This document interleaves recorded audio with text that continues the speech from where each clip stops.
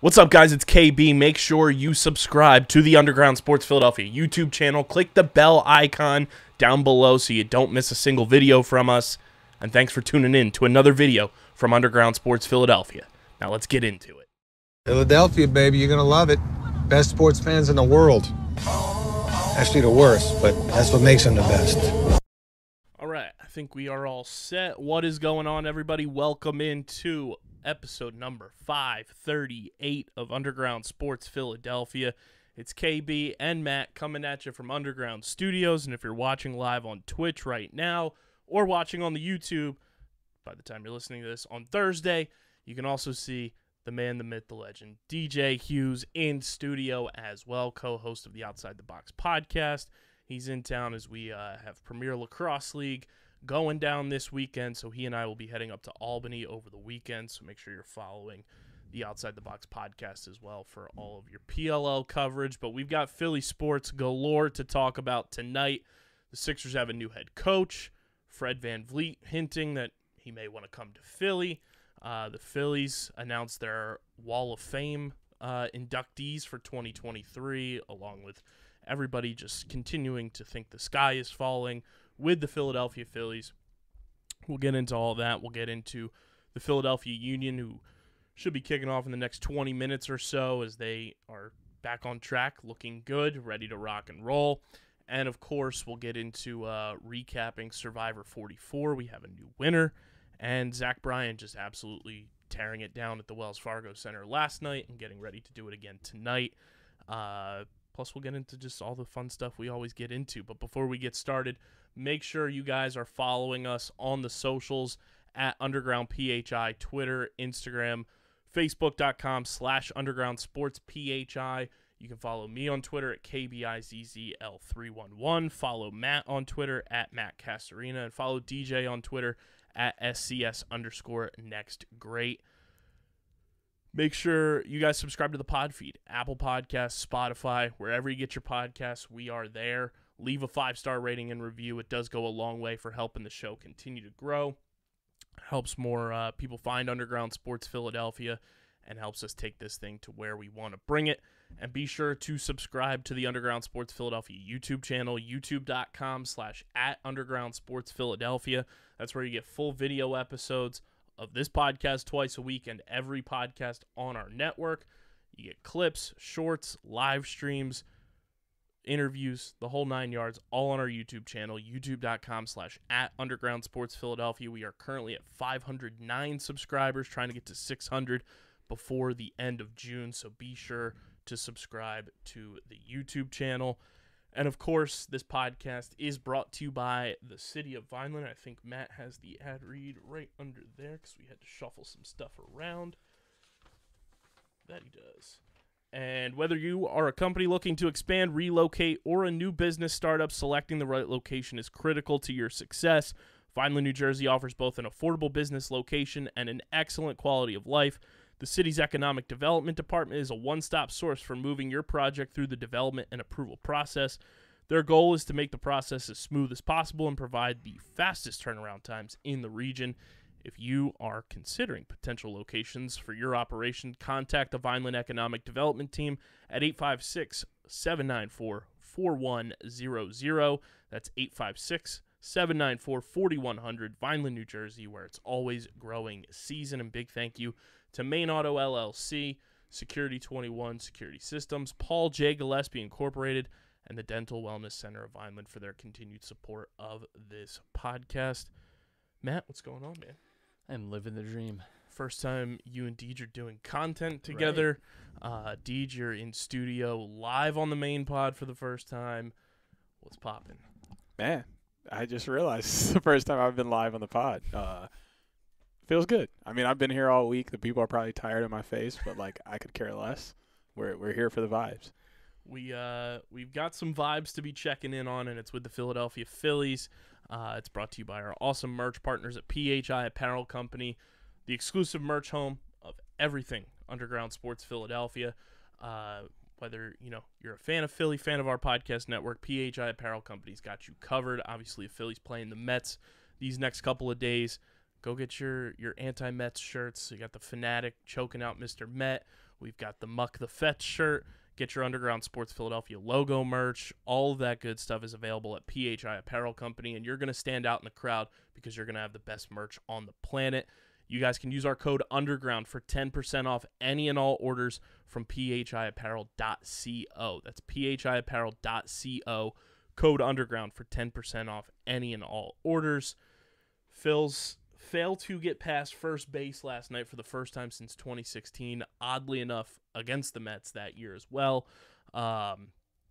Everyone feels like it's back to mid-April again, where it's, approaching baseball like it's football, and obviously we're further along in the season now, but to kind of blame anybody outside of the players at hand who are struggling is kind of odd to me.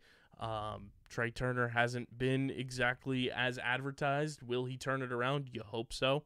But, guys are struggling right now, and I don't know if it's because of the thing you and I always talk about, Matt, where this team is just a warm weather team, and as the summer rolls along, that's when they pick things up. But the way that things are going right now for the Phils, it's eerily similar to last year. The third straight year, actually, that they're 25-29, which, I mean, the way that last season ended, I guess, okay, but you can't really count on a sort of manager change, which seemed to really ignite the kind of run that the Phillies went on. I do think, when you talk about Trey Turner and his struggles at the plate over the last few weeks especially, he didn't start out the season strong, but he's definitely dipped in his performance the last few weeks. Schwarber, outside of just getting on base through walks, has not been effective, and you hope that turns around. And I do think there's some cause for concern. The fact that we're sitting here in June and this team is in, with the expectation for the Phillies coming into this year was that with the additions that they made in the offseason and the way that they sort of played from June onwards last year, that you would expect this team to be more competitive and better than they are. And, there's no guarantee, obviously, that they're going to be in for the division race, and not that they're necessarily out of it. They're certainly not mathematically out of it by any stretch, but it doesn't feel like they're in the division race. It doesn't feel like they're actually competing for the NL East this season. They're actually closer to the Nationals at the bottom of the NL East than they are, the leaders in the Braves. So that's I think that's the frustrating component, is that the expectations for this season were built on a World Series appearance, and that this team could be back in that type of situation this year. And I think that's where people get frustrated, and that's understandable. I think everyone feels a little misled, at least to start this year, that this team has not looked good. They've looked really inconsistent, and it just feels like the same story. And we talked about this last week too. Maybe the Phillies are just not a good regular season team. Maybe they're never going to be this team that is winning 93 games and is wrapping up the division in mid-September. That may just not be what they are. And I mean, you look at how things have kind of played out over the course of the first 2 months. I don't think anybody expected going into spring training in February and March that by May 31st, the Phillies would have 4 starters in the rotation and not 5 or 6. Yeah. That was kind of the talk around spring training. It was like, oh, Phillies might go with a 6-man rotation. We talked about that a ton, and then Andrew Painter gets hurt. Bailey faltered heavily and is in Lehigh Valley now. The Dylan Covey experiment went horrifically. So I read that the Falter and Covey starts are 1-9 this year. Again, when we 3 of those were on Sunday Night Baseball. When we pull our hair out in early September when we're looking at the wild card standings and looking that we're 3.5 games back of whoever, that shit matters.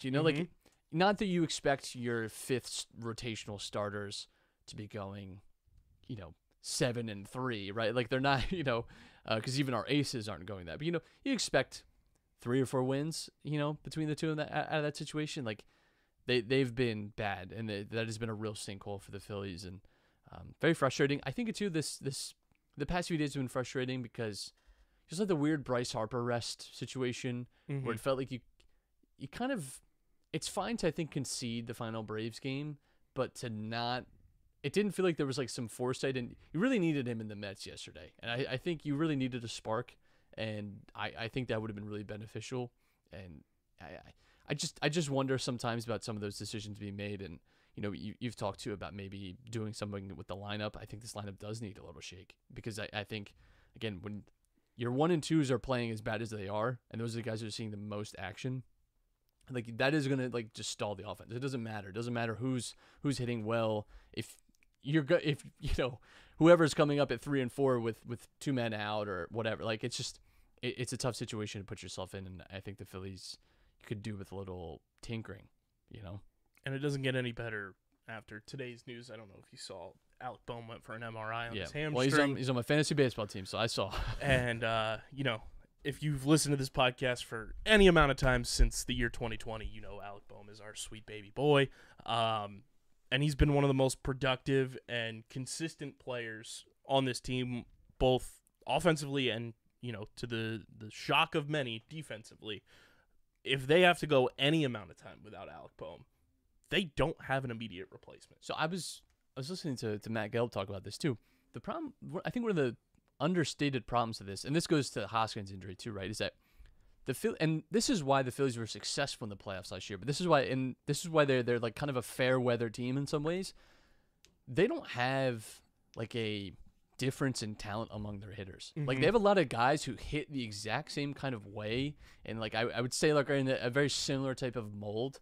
And they have a lot of guys that chase early, that like to make contact, that like to swing at first pitches, and I don't know that they have maybe the right balance or mixture, and you're running out of options. If Bohm is out for even a week or two, this is a bad stretch to lose Bohm for.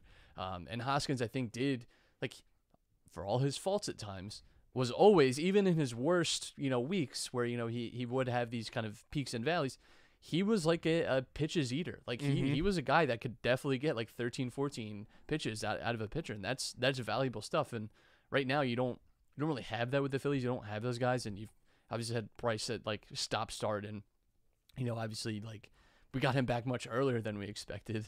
But still, you've only had him for not even a full month in the season. So I think they do have some unfortunate luck injury, but I think a lot of teams do. Yeah, look at the team we just played a series against in the Braves. They've been having to dip deep into their satanic well of relief pitching talent, but a lot of teams are struggling. The National League as a whole is like still a very. I know that I said we're so close to the Nationals, but we're still still in a wild card race. But everyone is. That's the thing too. Is like, and you really want to at some point start to differentiate yourself. And I worry that the Phillies are going to kind of be stuck in this like big pack of teams, and you could just kind of leave it too late. And I'm not trying to hit like panic buttons in not even June, but.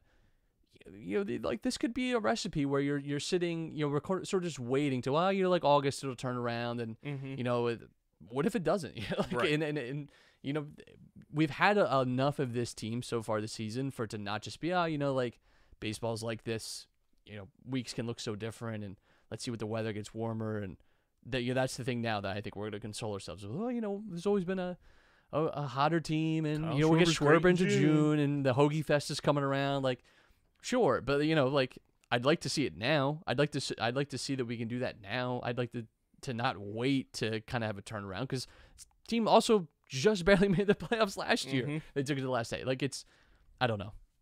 It's concerning to a point too. Like back to the Bohm injury. Like there is nobody to truly replace him either. Like everybody. He was replacing a replacement, right? And everybody in the farm system that is being built up because of lack of attention to detail of actual like scouting and everything are in single A. They're barely in double A. There's nobody that's a direct replacement, which is going to force the hand of Dave Dombrowski, who his entire career is built upon going out and getting players to alleviate, injuries, to fix holes in lineups and stuff like that. And obviously, like you mentioned, it comes back to the Hoskins injury, comes back to Derek Hall getting injured. Like, those two dominoes really put a damper on what this Phillies depth really could be. And now Dombrowski's going to have to, probably earlier than he anticipated, start working the phones and potentially have to overpay to go and get guys to fill in some of these gaps that they have, whether it's, calling the same team for a starting pitcher and somebody at third or first base. But he's going to have to start working the phones sooner rather than later, because before you know it, like, the Phillies could be, faltering out of a wild card spot with how consistently mid the National League is right now. I think it's tough too, and like you see this in sports, and there's an analogy I love, which is the short blanket, where you're constantly readjusting it because you don't have the talent, you don't have the resources to have a bigger blanket, right? To be a good team where you can just cover yourself. You're constantly shifting, and the Phillies do this a lot, and you see this across all sports. Some weeks the offense is going well, the pitching is terrible. And then other weeks the pitching is great, but the offense, you never have this like complete picture, and you never have this complete team. You never feel completely comfortable and warm and like the job that a blanket should be doing. And that's what the Phillies are. And that's again, I think it's a frustrating thing when you come off the back of a World Series appearance and you have this like great playoff run. But I think again that the playoff run was the Phillies at their best. Mm-hmm. Like that is what the Phillies. That is like the peak of their powers is like, being able to get in a short window where they get hot for 3 weeks and they can blow teams away. And they have good enough like top 3, top 4 pitching to win series, to win games. But when you get over the course of a long season and you add in some like injuries, obviously, right, and maybe some regression where you're hoping you're going to have progression, this is where you end up to. And, you had the early season, buoyancy of Brandon Marsh playing so well. And these guys are still playing well, right? But, like, Brandon Marsh is not hitting 1,300 OPS. Right. We're not calling him Brandon Bonds anymore, right? Like, just need his mom to cook him breakfast every day. Right, clearly. That's what we need. We don't have – Bryson Stott, again, has had a strong season, but, he started out hitting unbelievable this year. He had, what, like a 20 game? 17 game hit streak. Like, it's just, I understand people's frustration with this team, and I think it's always a challenge in baseball too because the season is so long. So it's always hard as a fan, I think, to balance how upset can I really get when there's like 89 games left to play or whatever. Like, like what can I realistically do when there's still like so much baseball left to play, and we're not even at the trade deadline, and there's still like work that can be done to the roster, but. Again, I go back to it all the time, but we always sit here in September and always get really frustrated when we look back at the schedule and we see some of these losses, and everyone's going to have a 162-game season. You're going to have bad losses. But the Phillies, we always look back and look, especially some of these divisional games, and get really frustrated, and it really does set you back. Yeah, I mean, Deej and I talked about this on the episode that came out on Monday. I've officially declared us on White Sox watch because that team is falling apart quicker than the Phillies are, and they have pieces that I think Dave Dombrowski, more than you would hope at least, sees as potential fits for this team, especially in the rotation. Dave's got to be on the phone with the White Sox. What's up with Lance Lynn? See what's up with Lance Lynn, see what's up with Michael Kopech, and if you really want to get, all in, see what Lucas Giolito or Dylan Cease are going to take. And send him in styrofoam. Yes. That man. Styrofoam, bubble wrap, shrink wrap, all of it. But the White Sox have pieces, and they're sitting at 23-35 right now. They're the one team right now that isn't like one of those young rosters. Like, they've had this core kind of intact for a few years now, and it's just never worked. They're not like a team like the Kansas City Royals or a team like the Pirates or something like that where, like, you see the building pieces around and you know that team is not really going to truly blow it up and get rid of talent. I think the White Sox are the one team that, as June progresses, they could be close to pushing just the detonation button and blowing that entire roster up and trying to just rebuild from the ground up. Dombrowski's got to call them and see what he can, work the phones with to get one of those pitchers, see if there's, a bench piece that you can get for them. I know a lot of people were tagging the Phillies in the Brewers designating Luke Voit for assignment. He is exactly what this Phillies team has. Like, they don't need another DH. They need somebody who can play the field consistently, make this bench deeper for them. But the White Sox are a team I'm keeping a big time eye on as the trade deadline gets closer. Yeah, I mean, I've always said too that I always love the second team in the big city. We love that energy. So yeah, bring that here. And who knows? Maybe the Oakland A's get hot and they get ready to blow it up even more. I mean, taking 2 out of 3 against the Braves. Yeah, how goddamn frustrating is it to split? And by the way, splitting in Atlanta. We would have signed up for that immediately. You know what? Like I really don't think that's like the worst outcome. The 2 losses were not great, but fair enough. Like it's not a place that we've typically gone and played spectacularly. I'm okay with 2-2 in Atlanta. That's really not the worst thing. To watch them go and just lay it down to Oakland is like a real kick in the dick. Like that is so rude. That is so hurtful to me. And it's hard to not take that a little personally. 100%. And I mean, it is also quite funny to watch the Atlanta Braves lose a season series to the 12-46 now Oakland Athletics, who have a negative 195 run differential and are having fans actively run on the field during games and nobody batting an eye. Yeah, I feel for the fans. They've been sucks. They've been unfairly treated by their owner, but I'm Can we aghast. just win 2 out of 3 against the Mets? No. Like that's all no, I'm asking. No, we cannot. We will go 1-2 and you will like it. Fair. And then we'll win 3 of 4 against the Nats, and everybody will be like, "We'll see. We're back." I think a lot of you are overreacting. When you just look around the league as a whole, it's mid, just all around. Like if you're not in the AL East or you're not in the AL West, not named the Athletics, you're just having a mid season. The entire MLB is just mid. Like when the Tigers are 2 games under 500 and they're only 6 games out of the wild card, there's a problem in the entire MLB. Yeah. So I think the Philly fans should, one, not harp on the hitters, because I think the hitters are doing fine for the most part. Field play is okay, but when you don't have solid pitching, it's really hard to win a baseball game. And like the Phillies have had rotation problems for most of the year. So like I don't know what people are expecting, but you have to have good pitching in order to win a baseball game. So like there's just small things that they have to fix, and they're only 2.5 games back out of the wild card. So like literally one phone call to the White Sox and a trade, and this team is in the playoffs, like in my opinion. So like I think Philly fans should just relax for literally just a few, let things play out for the next like month, and then start to think about the panic button. But I think you have a solid month to try and figure this thing out early before a lot of people get in calling the White Sox or some of these other teams that have some pitchers, and you make it happen. Yeah, I don't disagree. Like, again, like you said, when you look at the balance of the league, especially the National League, there's no, like, even the Dodgers are not like a perfect juggernaut team. Like, I do think it's very open, but to me, that only makes it more imperative that you get this right. Mm-hmm. The fact that there's no runaway NL team, that it is very open.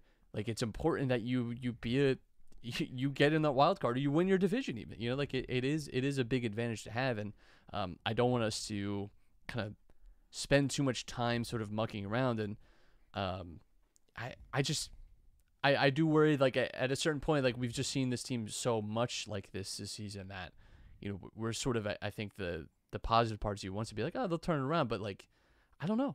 Like, will they? Like, it felt like an act of God last year that they turned it around. I still can't fully explain just simply Joe Girardi being fired and a comeback against the Angels being the reason that the Phillies are the best team in baseball afterward. I can't fully explain that. I can. It's me. It's me. He was here the day that Girardi got fired. So. All right, so maybe maybe you are the change that we success. needed. Yeah. It is very funny, though, to look right now at the wild card standings, and both the Phillies and Padres, who were both playing for a ticket to the World Series last year, have the same exact record. Yeah, and like 2 of the top 5 highest payrolls in baseball. And then you look at who is in the wild card. It's the Arizona Diamondbacks, who are playing relatively well this year. The most ridiculous team in baseball, the 28-27, negative 46 run differential Miami Marlins, the Mets, and the Pittsburgh Pirates, who are both also 28-27. Will things level out wild card wise? You hope. Yeah, you know, I don't think the Miami Marlins are going to be playing above 500 baseball and having a dog water run differential the entire year. But the Phillies have a lot of things that they have to figure out, and it starts with the starting rotation. You can't go stretches into, you know, the dog days of summer with just 4 guys in the rotation and everybody underperforming at that for the most part. And you have to figure out some of the depth on this roster with guys injured, and you just hope Alec Boehm's not, you know, going to miss any significant amount of time. What did you get an MRI on? Hamstring. Ooh. Which is not ideal. Not a great injury, because that's one's, like, the muscle injuries are always tough in any sport, because it always feels like an injury that could crop up again very easily, that they come back and immediately restrain, or it's one of those things. 1 to 2 weeks gets reevaluated. Now it's another 1 to 2 weeks. Like, not an injury I always love hearing about. So at all whatsoever.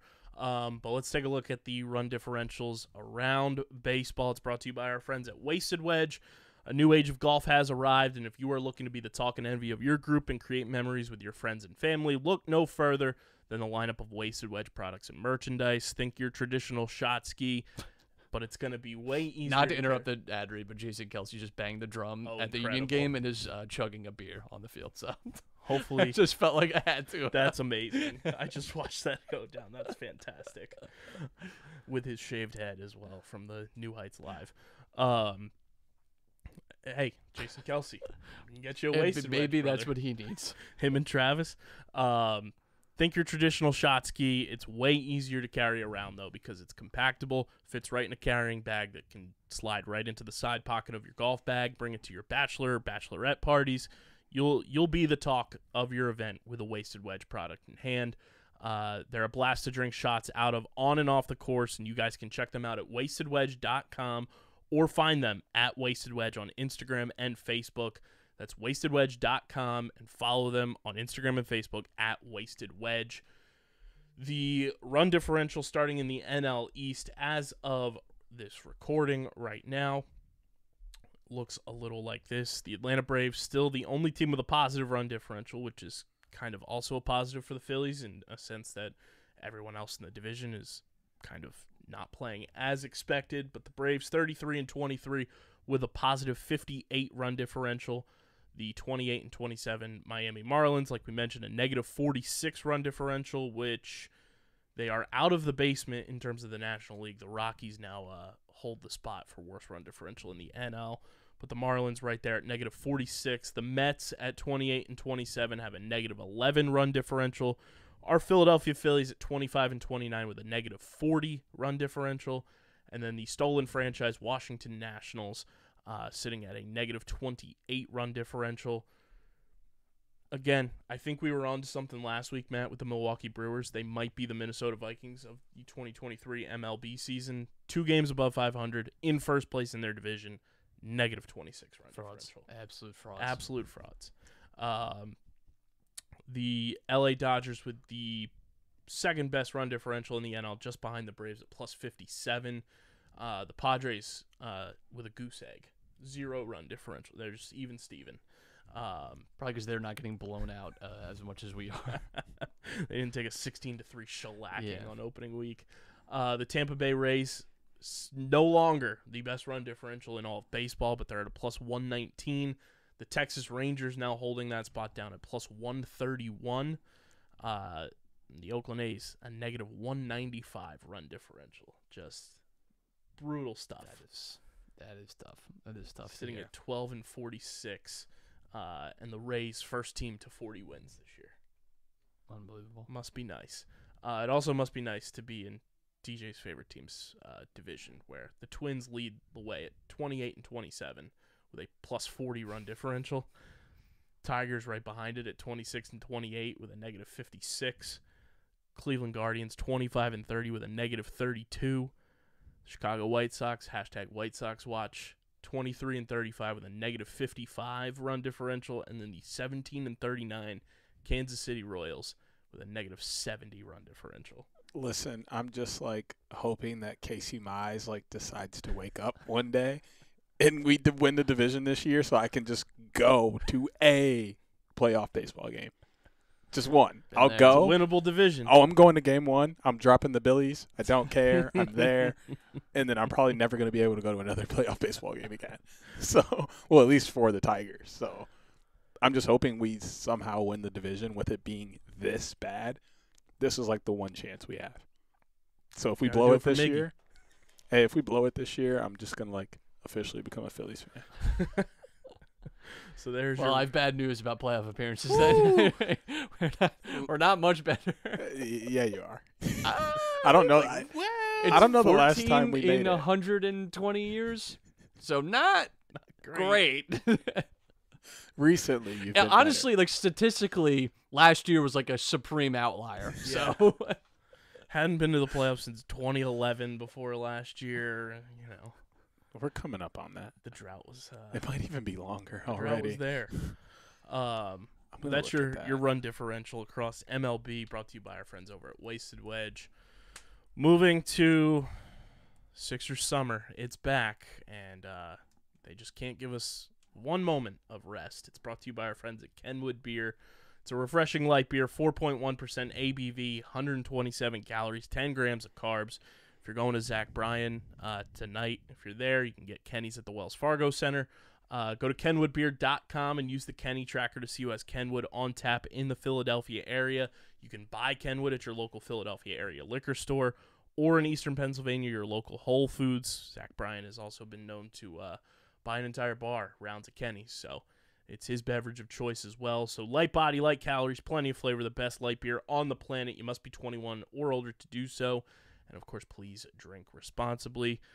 Nick Nurse, the new head coach of the Philadelphia 76ers, official, no details, as far as I know, have come out about the length or dollars of the contract. But Nick Nurse, we talked about it a little bit on Monday, kind of the best option of who was out there for the Sixers. There's obviously the history between Joel Embiid and even as recently as this postseason saying the Brooklyn Nets were Nick nursing when they were begging for foul calls. Obviously friends of our friends, the Arkells, so everybody is going to be introduced to the boys, I'm sure, this season and beyond, but I don't know. It's still back to the same point we brought up after they got eliminated, Matt, for me, where it's like, sure, Nick Nurse, it's a new voice, it's a new, coach leading the way, but until you see tangible and actual results from this franchise as a whole, it's tough to get juiced up about anything they do. I do think out of the list of 5 that we got from Woj, this is the one that I was least upset with. But so I do think there's like some good things about Nick Nurse. He's not like a complete waste to me. Mm-hmm. I don't know how much of an improvement he is on Doc Rivers, and I'm not even sure that Doc Rivers is really the reason we lost this series against Boston. Like, I've had issues with him before, and I'm not weeping and him not being our coach next year, but I do think he got a little bit more of the blame this season when it was really Harden and Embiid, I think are more the blame for the loss against Boston. I just wonder like what moves. I'm much more interested in what like personnel moves and player moves happen, beyond this. We still obviously are not going to get any clarity on Harden for at least another month, unless something, gets released early. But even then, I hope to see the Houston Rocket gets fairly judged and penalized for that, since we were docked picks for PJ fucking Tucker of Daniel all people. Alves.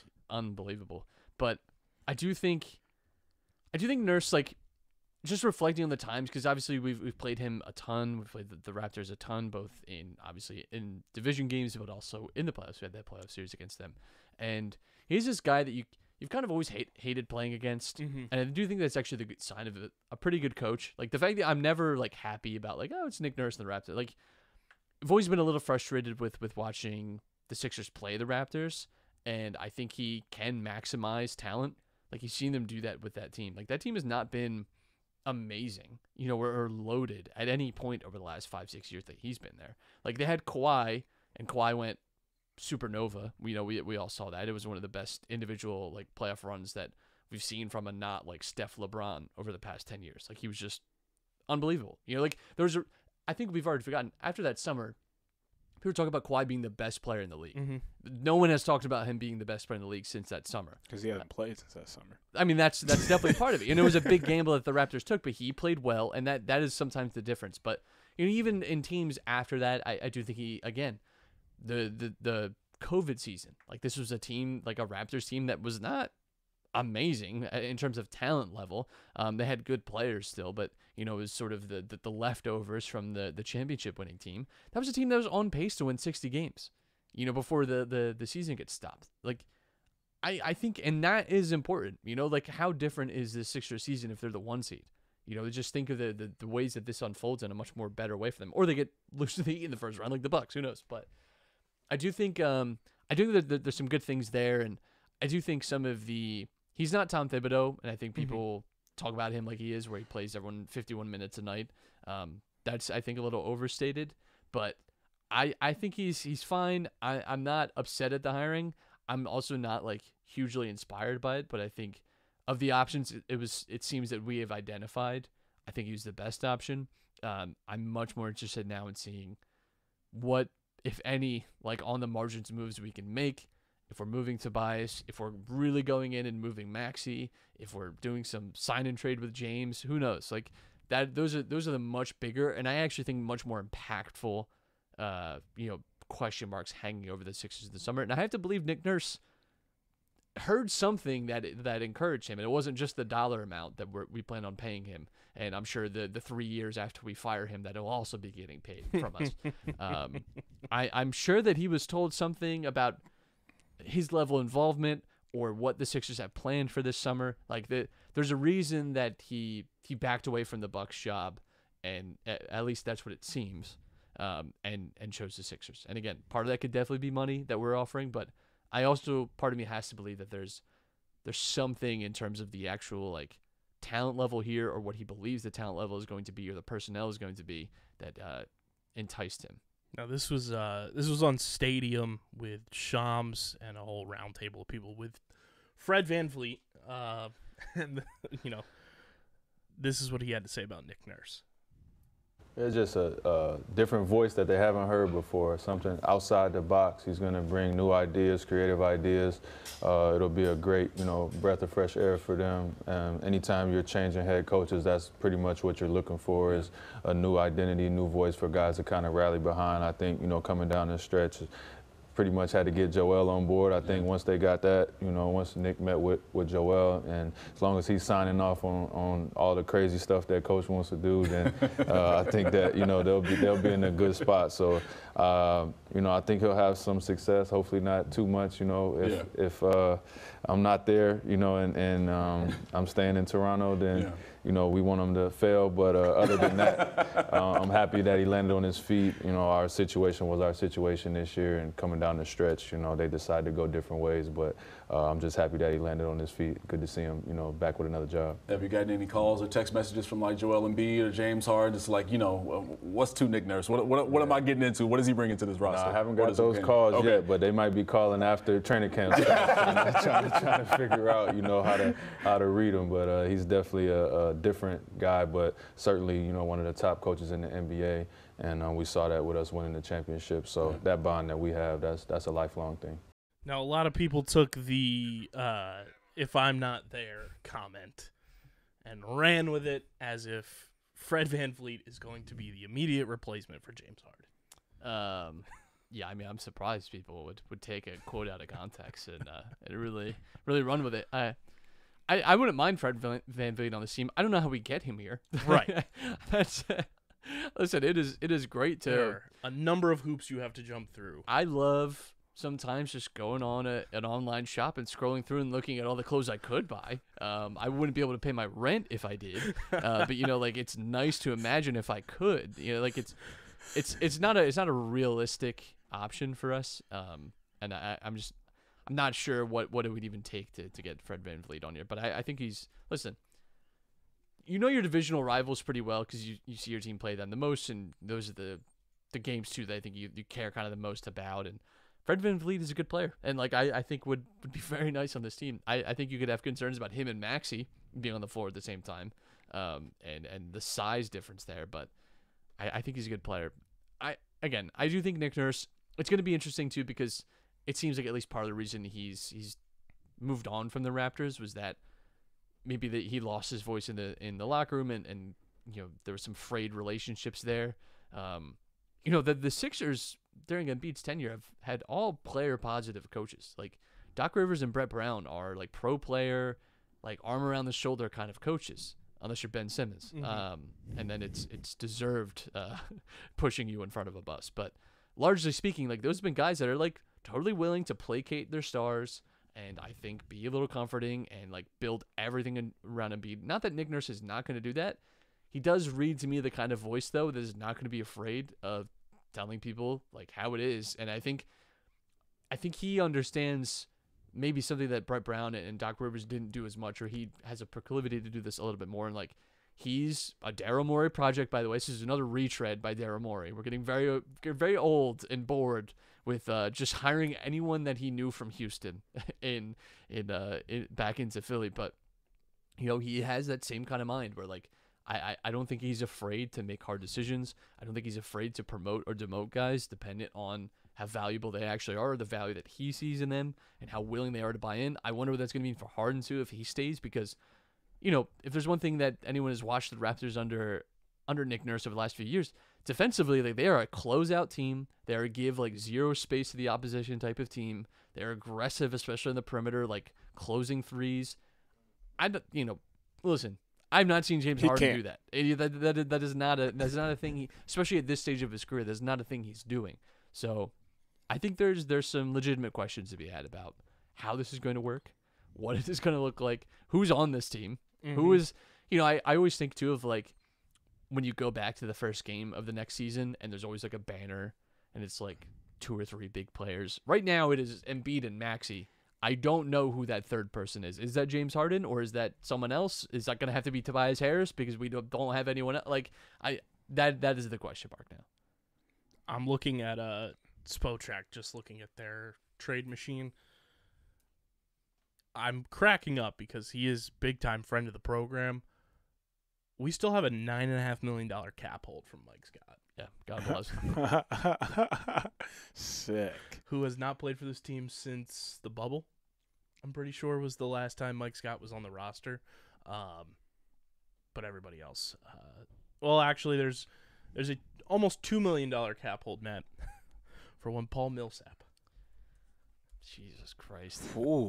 Man almighty. That's tough. The forgotten piece of the Ben Simmons James Harden trade. An unbelievable traffic on one of the. That's tough. And you know what? I think he's played more minutes since then than Ben Simmons does. I think so. I think you might be onto something there. I have no clue if that's true, but it wouldn't shock me. Yeah. So. But yeah, I mean, Nick Nurse is here. We'll see how many more going from a doc to a nurse jokes will be made on the internet between now and the start of the season. But if anyone who knows and knows someone or does work in healthcare, you hear this all the time. Nurses are the one that do all the work. Doctor just shows up and signs a paper. It's true. The nurses are the one caring for you and wiping you down and making sure you're good. You got everything you need. So you know what? Maybe it's a valid point. Maybe we next step is just seeing, like you said, who the hell is on this team, because we have no idea. I was gonna say go get Tyler Hero until I realized he's making like $20 million a year. Yeah, and he's a restricted free agent. They paid him. that was after the bubble finals. Though, I cannot believe they gave him. He was amazing in that final. So but not 130 mil for 4 years. He showed up like good. it was CYO, man. I mean, but like that's asinine. I would never give this. I mean, at the Tyler time, Hero is a player, and he would fit in great with the Philadelphia scheme and what I suppose will be the new scheme under Nick Nurse. But I think we just have to keep not our for eyes that much locked money in on as many 6'8" wing players. it's just disgusting watching the Heat because they're a lot like the Braves in that they just like they're truly the like orc team of the NBA and the orc team of the MLBs, the Braves, and that like they just bring these guys out of like the mud and the slime, and they're like perfectly built, exactly what they need them to do, totally expendable, get paid absolutely nothing, and they do this all the time, and it's just their entire bench is making less money than Tobias Harris. It is I sickening. mean, when Udonis Haslem is making less than the vet mim, then yeah, it makes sense. They got guys like these undrafted Caleb guys. Martin. They find a way to pick these guys off the street. They somehow convinced. I don't know what they did. I don't know what is left over from LeBron leaving Cleveland to Miami that they still have over him, because it should go the opposite way. How they get Kevin Love. Like, just I don't understand it. I need some answers here, because I know like Pat Riley is called like the Godfather and like the mob boss and whatever. I think he might like I think there's some truth to that. And man, it is just sickening to watch them like walk to another finals. I mean, he's now been in 25% of the finals in NBA history. It's stupid. Like that's And he looks actually like crazy. Yes. There's some people that get to that age, and you're like, wow, he looks great. It's like Pat Riley looks his age. He looks like he's been through it. Yeah. Like Pat Riley looks like if they cast NBA personalities in Matt Reeves the Batman, he would be Carmine Falcone. Yes. Yes. 100%.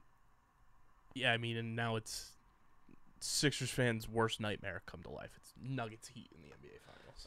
I'm totally on board with the Nuggets winning. I don't hold any ill will towards Jokic. I really don't care. I'm not listening to another second about Jimmy Butler and he's such a dog. And or that Michael Jordan's his dad. If I have to hear one more lunch pail thing about Jimmy Butler, I'm gonna scream. Now I do have to ask you this. Got outplayed by Caleb Martin. Like he should not even won that. Agreed. That dumb trophy they gave to the best player in the conference. That final, isn't by the named way. after LeBron James. Like just the stupidest thing I've ever heard in my life. I But do have to ask you this, Matt, just in principle from your soccer fandom.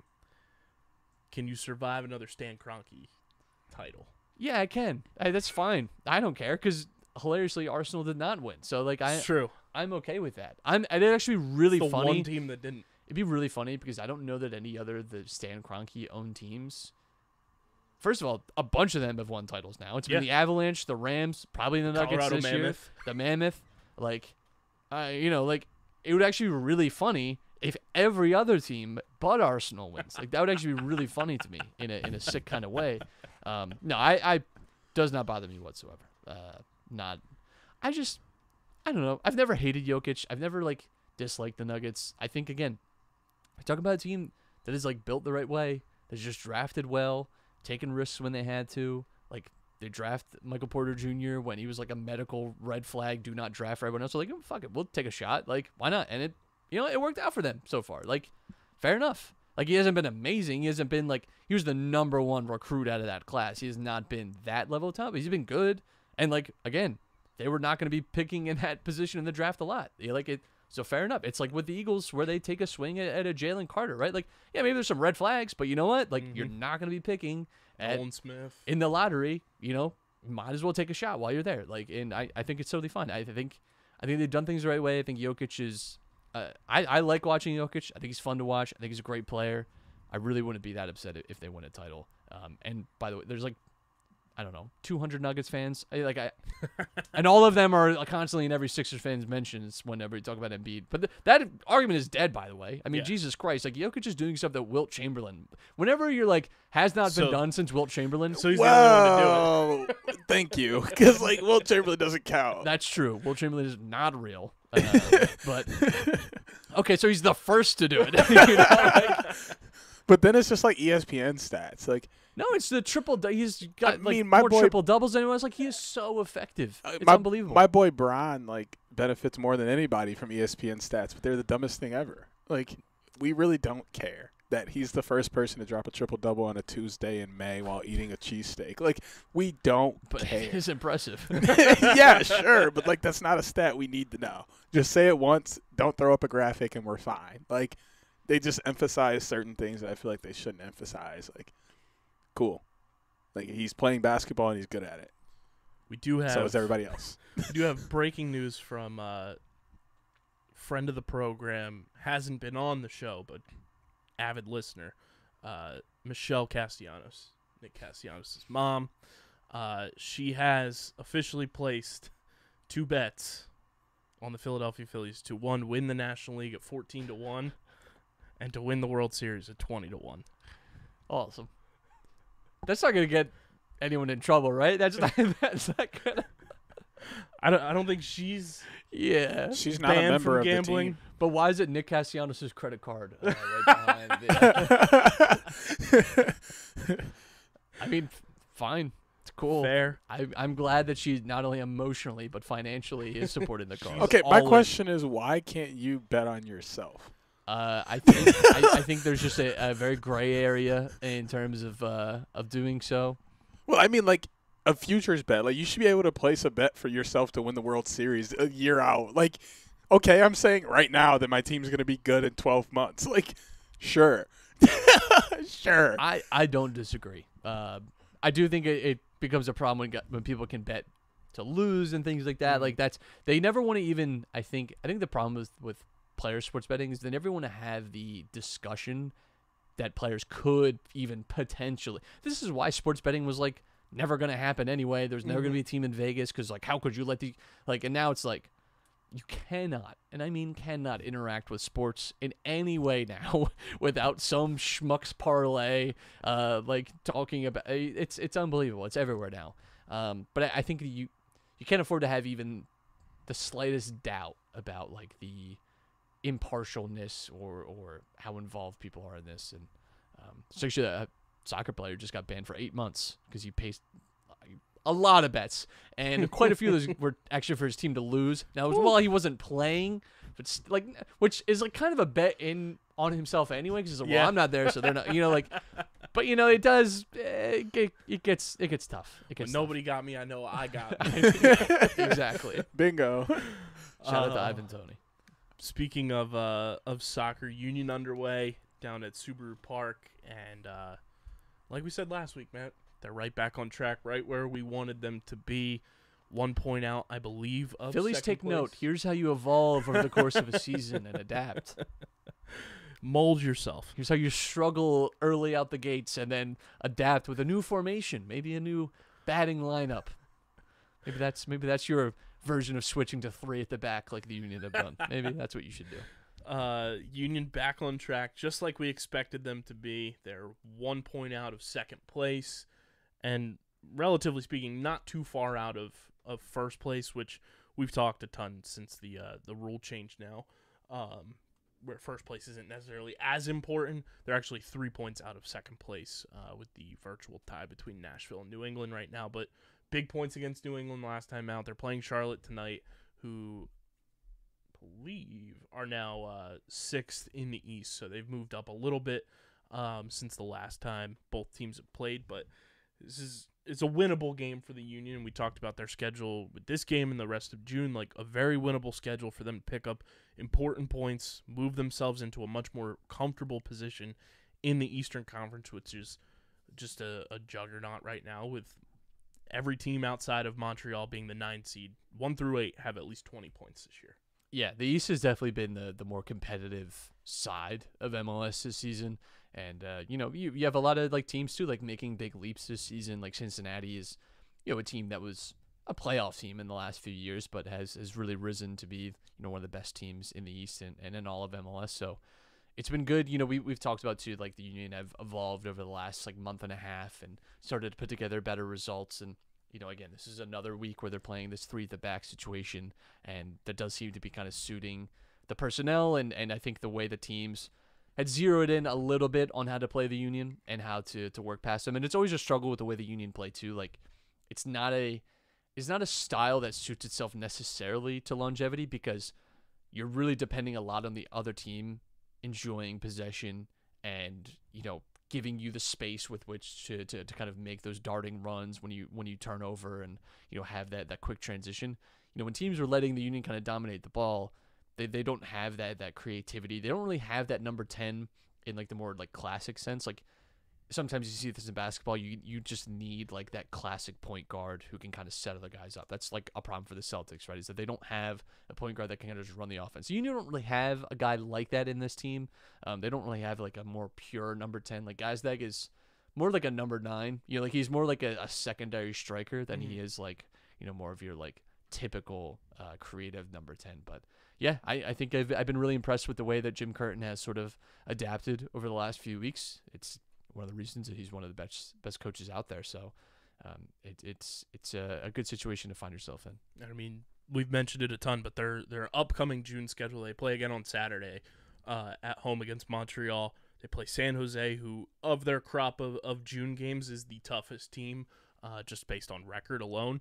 Then Orlando City and Inter Miami. That's their June schedule before July opens up. You play some tougher teams and some upper echelon competition, which will really test the Union to see like where they are litmus test wise. But if they can take care of business over the next 4 matches, and then obviously tonight, you're sitting really pretty in the Eastern Conference, which is a good sign for this team. Yeah, and all of a sudden you're in July, and you only have you're sort of on the second half of the schedule, and you've kind of turned around what was a tough February and March into, again, very similar to last year.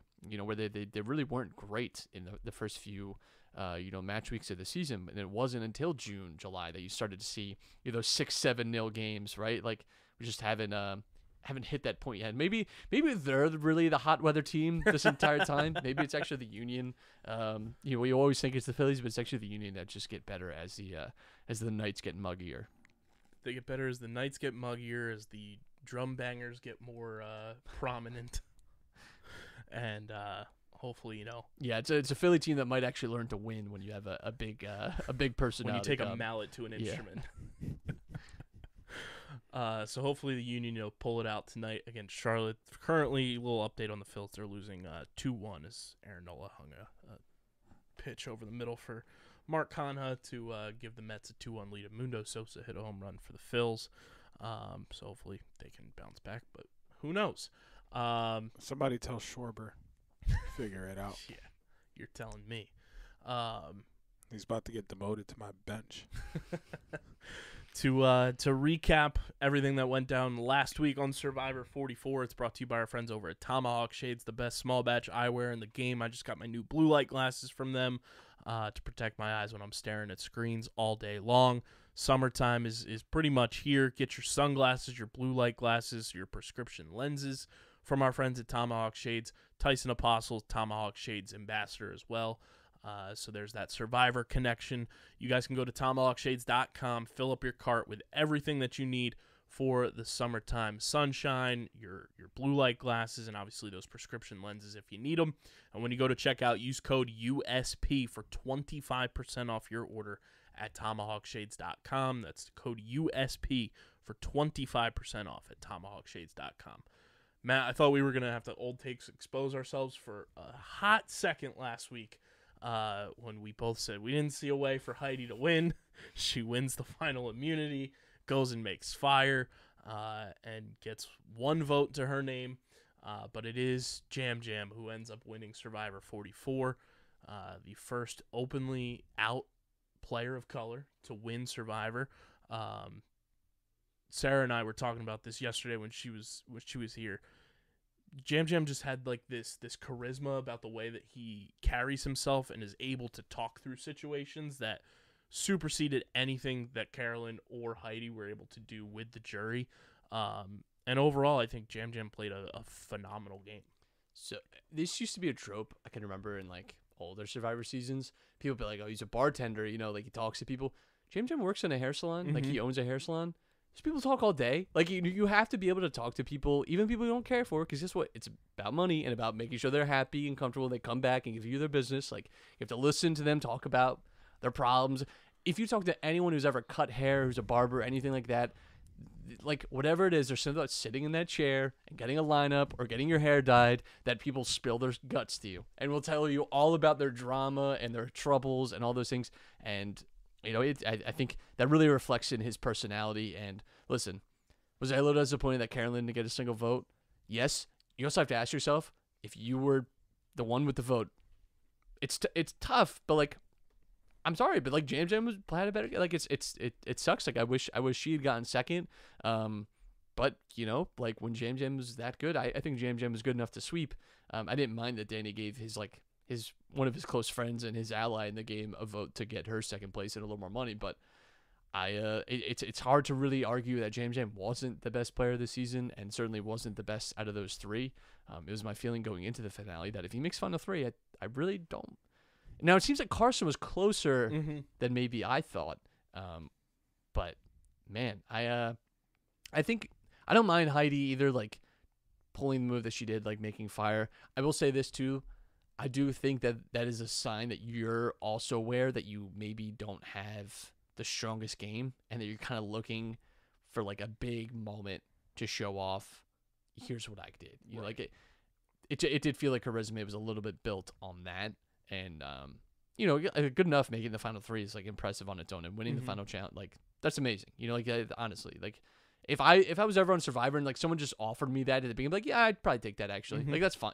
It's just, it is what it is. So James Young was great. Carolyn was great. I love too that she got the CEO award. Totally deserving. Yeah, she got a Carson and Lauren. Yeah, and I think honestly, like those, like the Tika 3 are 3 of my favorite survivors ever. Like they're all cool in their own way. I think it's the first time of the condensed seasons with the 26 days that we finally have like that iconic like grouping for the first time. Because it's been so fast paced that I think you haven't been able to even have that connection. And I mean, it helps too that they were their tribe early on was getting picked off a lot and losing challenges, and that's typically where you see those like those duos or those trios kind of form, is usually like that intense camaraderie when it's like just the 3 of you on a beach, and you're not even sure if you're gonna have to vote another person. I do think that builds the bond that lasted them the whole game, and seems to have like developed in real life as well. So it's cool. I think again, it's another season too where I think I'm happy with the outcome. I'm happy with the people that I watched on my screen. Like everyone was like fun and exciting, and I think played the game well. I think we got good moments out of this season. I think Yam Yam is a great winner. I would love to see him play again. I'd love to see anyone from the finale play again for sure. Like I would definitely be interested in that. I'd love to see Franny play again. I thought she was great. She was definitely like a big star in this season. So yeah, and I mean Carson doing what he did at 20 years old and hiding the fact that he was working for NASA, and they were all just mind blown by the fact that he was working for NASA, was hilarious. We got the teaser for season 45. We got our guy from this season is back after being evacuated from the game, so that Jeff held on to his promise that he would be back, and he's back for this upcoming season, which will be the first 90-minute season of Survivor. I mean, the 4 seasons we've gotten so far of the 26 day, I think have been some of the best Survivor we've gotten in the history of the show.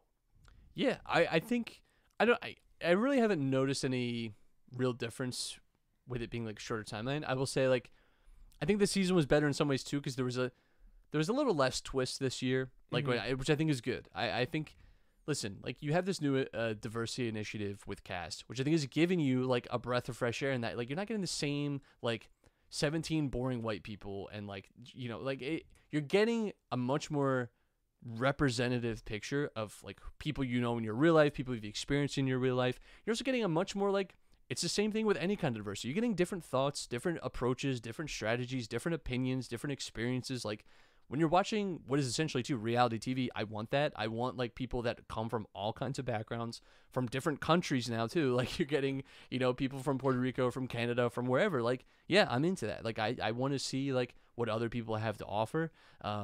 And I think it's no surprise too that I think this has been, the strongest run of like new casting that this show has had in a while. Like I don't think those things are a coincidence. I think it's true that, when you open up and allow people that are not just like the same like character and just the same archetype, when you're like willing to just let like more random people get on the show, you're not doing like people that work at CBS just on the show, right? Like, when you kind of just open the doors a little bit, you have great, like, not just even like characters, right? Like people that are entertaining to watch, but good players. Like you've gotten like really good players the last few seasons. Like, and that's exciting. So I'm glad this season was a little lighter on the twists. I think they were they're a little dangerous with some of the stuff last year. With I'm really glad to not see the hourglass twist back. Yes. That was one of my least favorite additions that they've made. And I thought they really revamped the going on a journey thing too. I agree. I also still think though, like now it's like everyone knows now when you go on a journey that you have to make up a lie and that you probably lost your vote or whatever. Like it's just, I do think it was fine this season. That's something that I would get a little bored with if I saw it again next year. Especially since they did, at least this year, they did the tribe swap the one time, right? Which was a fun twist that like I don't think anybody really saw coming. We do have it tough next season, Matt, because Survivor 45, no Northeast firefighter. Well, that really makes it hard. Makes the decision that much more difficult. But we do have somebody from Philadelphia, which is an added bonus there. But Bruce Perrell is who I was mentioning earlier, who was medically evacuated on the first episode. He is back. We do have somebody from Canada.